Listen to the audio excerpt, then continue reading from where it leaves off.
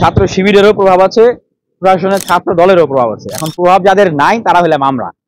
কারণ আমাদের যদি প্রভাব থাকতো তাহলে ডাকসু নির্বাচন আদায় করতে 11 মাস লাগতো না, আমরা 2-3 মাসের ভিতরেই ডাকসু নির্বাচন আদায় করে ফেলতাম। তখন আমি চাই যে আসলে যারা শিক্ষার্থীদের অধিকারকামী আন্দোলন করেন, রাজনৈতিক সচেতন এবং প্রকৃত অর্থেই শিক্ষার্থীদের সংকট এবং সমাধানগুলো নিয়ে কাজ করেন, তাদের আসলে এম্পাওয়ারমেন্ট দরকার। দেখেন, যদি তাদের এম্পাওয়ারমেন্ট থাকতো তাহলে বিশ্ববিদ্যালয়ের এই ডাকসুর জন্য আমাদেরকে 11 মাস অপেক্ষা করতে হতো না ভাই। বড় বড় ছাত্র সংগঠন ছিল, এখন তো আমরা দেখছি যে ডাকসুর তফসিল ঘোষণা হয়ে গেছে, অনেক বড় বড় ছাত্র সংগঠন, অনেক বড় বড় নেতা তারা এখন মাঠে নামতেছে। কিন্তু এতদিন ওনারা কোথায় ছিল? ওনারা যদি 2-3 দিনও ডাকসুর জন্য ওনাদের সব জনশক্তি নামায় আন্দোলন করতো, এই ডাকসু তো আরো 6 মাস 7 মাস আগেই হয়ে যেত। এটাই কিন্তু বাস্তবতা। তো শিক্ষার্থীদের সেই প্রয়োজন এবং আকাঙ্ক্ষার জায়গা থেকে আমি মনে করি যে যারা প্রকৃত অর্থেই শিক্ষার্থীদের জন্য কাজ করে যাচ্ছেন তাদের এম্পাওয়ারমেন্ট হওয়া দরকার, শিক্ষার্থীদের এম্পাওয়ারমেন্ট হওয়া দরকার। এবং আমি এই মুহূর্তে মনে করি যে অনেক লড়াই সংগ্রাম ফাইট করে আসলে এই ডাকসুর যে শক্তি, এই শক্তিটা আসলে এখন বিশ্ববিদ্যালয়ের শিক্ষার্থীদের হাতে আমরা তুলে এনেছি। শিক্ষার্থীরা চাইলে নির্বাচন করতে পারবেন, শিক্ষার্থীরা চাইলে ভোট দিতে পারবেন। এই শক্তিটাকে কাজে লাগিয়েই আসলে আগামী দিনে ঢাকা বিশ্ববিদ্যালয়ের ছাত্র রাজনীতির রূপরেখা বলি, ঢাকা বিশ্ববিদ্যালয়ের আপনার উন্নয়নের কথা বলি, ঢাকা বিশ্ববিদ্যালয়ের যে সংকটগুলো আছে সেগুলো সমাধানের কথা বলি, আগামী দিনে ঢাকা বিশ্ববিদ্যালয়ের রূপরেখা আসলে ডাকসুর মাধ্যমে নির্ধারিত হতে হবে। কোনো ছাত্র সংগঠন তার মতো করে ঠিক করে দিবে, সেটাই প্রশাসন বাস্তবায়ন করবে, সেই দিন আমি মনে করি যে শেষ। সেই দিন আমরা আসলে আমি একটা কথা আজকে বলতে হচ্ছে, ঢাকা বিশ্ববিদ্যালয়ের কোনো শিক্ষার্থী আসলে সাধারণ শিক্ষার্থী নন। প্রত্যেক শিক্ষার্থী, প্রত্যেকটা ছাত্র, প্রত্যেকটা ছাত্রী তারা রাজনৈতিক সচেতন। তবে কেউ রাজনীতিতে বেশি অ্যাক্টিভ থাকে, কেউ কম অ্যাক্টিভ থাকে।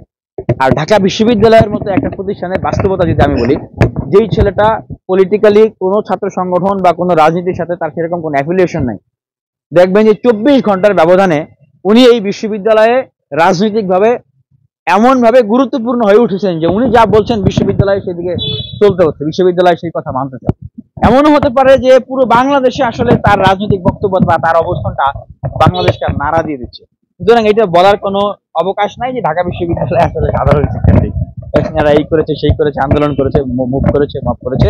তবে আমি এটাকে এইভাবে বলতে চাই যে এই যে ছাত্রলীগের সাবেক ছাত্রলীগের নেতা মনোনয়ন ফরম উত্তোলন করেছেন, প্রতিক্রিয়া যে একদম হয়নি তা না, শিক্ষার্থীরা তাদের জায়গা থেকে প্রতিক্রিয়া দিচ্ছে, আমরাও আমাদের জায়গা থেকে প্রতিক্রিয়া জানিয়েছি। তবে আমরা যেটা মনে করি যে বিশ্ববিদ্যালয় প্রশাসন এই বিষয়ে ব্যবস্থা গ্রহণ করবে।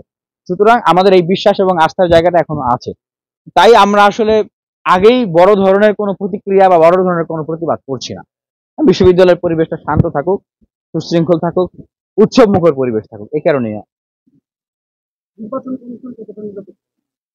নির্বাচন কমিশন এখন পর্যন্ত আমরা দেখছি যে তারা তাদের মতো, ওনারা ওনাদের মতো করে কাজ করছেন, আমরা ওনাদেরকে সহযোগিতা করছি। তবে আমি আগেই আসলে কোনো সার্টিফিকেট কাউকে দিতে চাই না, কারণ এই ডাকসু নির্বাচনটা আমাদেরকে অনেক কাঠখড়ি পুড়িয়ে আন্দোলন করে আদায় করতে হয়েছে।